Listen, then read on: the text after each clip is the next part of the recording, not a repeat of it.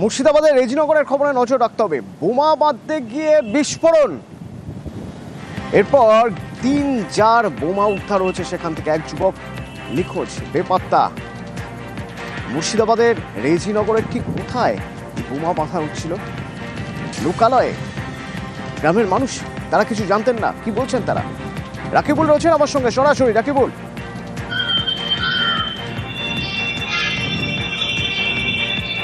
দেখো যে রেজিনগর থানার ছেতিয়ানি ঘোষপাড়া এলাকায় যে জঙ্গলের আড়ালে দুষ্কৃতীরা কিন্তু বোমা বাঁধার কাজ করছিল, আর সেই সময় বোমা বাঁধতে গিয়ে কিন্তু বিস্ফোরণ ঘটে।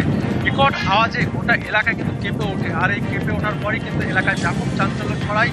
যদিও ঘটনার পরই কিন্তু ওই ঘটনাস্থলে পৌঁছায় রেজিনগর থানার পুলিশ, এবং ঘটনাস্থল থেকে 3 জার ভর্তি সকেট বোমা উদ্ধার হয় এবং ছড়িয়ে ছিটিয়ে পড়ে রয়েছে সকেট বোমার স্প্লেন্ডার, এবং সেখানে রক্ত নমুনা বিভিন্ন জায়গাতে ছিটিয়ে পড়ে রয়েছে। জানা যায় যে রেজিনগরের যে এলাকার যে একজন আছেন যুবক উসমান নাম, তাকে গতকাল রাত 8টার সময় বাড়ি থেকে 3 যুবক এসে ডেকে নিয়ে যায় যে কাজ আছে, কাজ করতে হবে বলে পরিবারকে, এবং সেখান থেকে নিয়ে যাওয়ার পর থেকেই কিন্তু সেই যুবক নিখোঁজ। কিন্তু পরিবারের দাবি যে তাকে নিয়ে গিয়ে ওই বোমা বাঁধার কাজ করানো হচ্ছিল, এবং বোমা বাঁধতে গিয়েই এই বিস্ফোরণ ঘটে, এবং বিস্ফোরণের পর থেকেই কিন্তু ওই যুবক এখন পর্যন্ত নিখোঁজ। পরিবারের দাবি যে আমাদের যে ছেলে এবং পরিবারের ছেলে, তাকে জীবিত হোক অথবা মৃত হোক, তাকে কিন্তু আমাদের পরিবারের হাতে তুলে দেওয়া হোক বলে কিন্তু তারা কান্নায় কিন্তু ভেঙে পড়েছে পরিবারের সদস্যরা। ইতিমধ্যে এই ঘটনা তদন্তে নেমে রেজিনগর থানার পুলিশ 2 জনকে আটক করেছে এবং তাদেরকে জিজ্ঞাসাবাদ করছে, এবং খুব দ্রুত সেই উসমান শেখের বিশ্বাসে যাতে খোঁজ পাওয়া যায় বলে তারা আশাবাদী, এবং পুলিশও খুব দ্রুত সেই উসমানকে উদ্ধার করবে বলে আশ্বাস দেন। এবং এই ঘটনায় এলাকায় কিন্তু ব্যাপক চাঞ্চল্য ছড়ায়, যদিও ঘটনা তদন্ত শুরু করেছে পুলিশ। ধন্যবাদ। আমার ভাইকে কালকে 3 জনে দেখেছে, আমি ভাইকে বললাম ওরা কারা, বলছে ইয়ারালের ওদেরকে পাঠিয়েছে, আমি ওর সঙ্গে ঘুরে আসছি। ভাইকে খুঁজে পেয়েছি, এখানে দেখছি রক্তপাত হয়েছে, রক্ত, এবং বাড়িতে অনেক আমার ভাইকে নিয়ে এসছি, ওদের মেরেছে। এসপিকে জানাই আমার ভাইয়ের লাশ চাই। হুগলির খানাকুলের খবরে নজর রাখতে হবে, কারণ তৃণমূলের অঞ্চল সভাপতি রাতে যখন বাড়ি ফিরছিলেন তাকে নাকি বেধড়ক মারধর করা হয়েছে। কারা মারধর করেছে? বলা হচ্ছে যে তাদের রাজনৈতিক পরিচয়, তারা বিজেপি। কিল, চর, ঘুষি, লাঠি, বাঁশ দিয়ে মারা হয়েছে অভিযোগ করা হচ্ছে। শুভদীপ রয়েছে সরাসরি আমার সঙ্গে। শুভদীপ, বিস্তারিত জানতে চাইবো।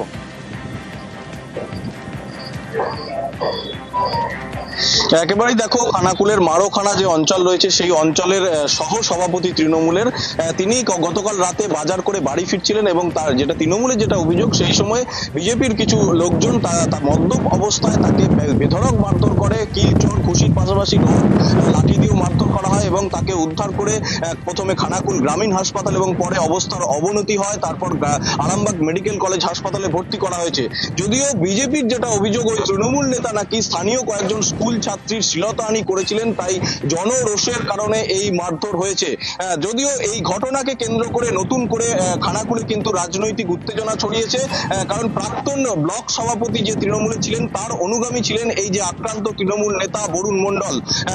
তাই প্রাক্তন ব্লক সভাপতি অভিযোগ তুলেছেন খানাকুলের বিজেপি বিধায়কের মদতেই নাকি এই হামলার ঘটনা হয়েছে, আর এ নিয়ে কিন্তু রাজনৈতিক তরজা অব্যাহত। পুলিশ দুটি ঘটনা তদন্ত শুরু করেছে, দুপক্ষই এ নিয়ে কিন্তু থানায় অভিযোগ দায়ের করেছে, তবে পুলিশ এখনো পর্যন্ত কাউকে গ্রেপ্তার এখনো পর্যন্ত করতে পারেনি।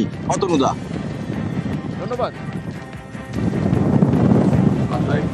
বাড়ি যাচ্ছে, বাড়ি যাওয়ার পথে ওরা ঘিরে কেউ না মারধর করেছে, আর কটা ছেলেকে আমি চিনতে পারিনি।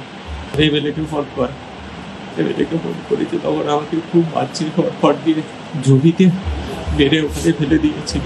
কিন্তু ওখানে মহিলারা বলছে আপনি তাদের সাথে দুর্ব্যবহার করেছেন বলে মহিলারা মেরেছে।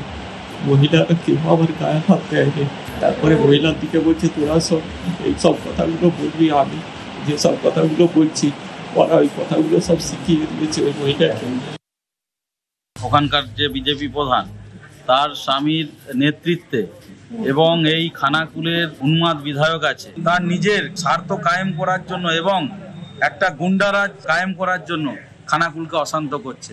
আগামী দিনে খানাকুলের মানুষ এর উত্তর দেবে, এবং আমরা সংগঠিত আছি, আমরা এর জবাব দেবো, ইটের জবাব পাথর দিয়ে দেবো। খানাকুল বিধানসভার মারোখানা অঞ্চলে হানুয়া বাজারে কিছু স্কুল পড়ুয়া মেয়েরা এসেছিল তাদের জন্মদিন সেলিব্রেশন করার জন্য। সেই সময় ফাঁকা মাঠের ধারে মদ্যপ অবস্থায় তৃণমূল নেতা বরুণ মণ্ডলের নেতৃত্বে বেশ কিছু হারমাদ ওখানে জড়ো হয়েছিল। তারা ওই স্কুল পড়ুয়া মহিলাগুলোর ওপর অত্যাচার করেছে। এই জিনিস হতে পারে না, আমরা এর শেষ দেখে ছাড়বো। আমরা ব্যাপক আকারে আমরা আন্দোলন নামবো।